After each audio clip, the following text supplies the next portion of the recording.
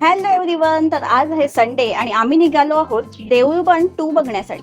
आमचा शो दुपारी 12:15 होता आणि शो सुटायला 4 वाजणार होते. आम्ही सकाळी 8 वाजता नाश्ता केलेला आणि परत एक ग्लास ज्यूस पियालो आणि 15 मिनिटं वॉकिंग डिस्टन्सवर असलेल्या रॉक्सी सिनेमाला परफेक्ट 12:10 पोहोचलो. सिनेमा हॉलमध्ये पोहोचून आमच्या सीट शोधल्या आणि मस्तपैकी मूवी एन्जॉय केला. आय नो मी देऊळ बंद बघण्यासाठी खूप लेट गेली आहे, पण मोहन जोशी सरांनी आणि स्नेहल तरडे मॅमनी खरंच खूप सुंदर अभिनय केला. मूवी सुटल्यावर लंच साठी जवळच असलेल्या श्रीराम बोर्डिंगला व्हिजिट केली. हे रेस्टॉरंट प्लस बार गिरगावातील सर्वात जुन्या फॅमिली रेस्टॉरंट बार मधील एक आहे आणि इथे अस्सल मालवणी पद्धतीचं जेवण सर्व केलं जातं. आम्ही सुरुवात मसाला पापडने केली, त्यानंतर मीडियम स्पायसी मटन सुक्का आणि स्पायसी चिकन सुक्का व 2 प्लेट वडे आणि स्टीम राईस ऑर्डर केले. तिखट फूड लाजवाब होतं.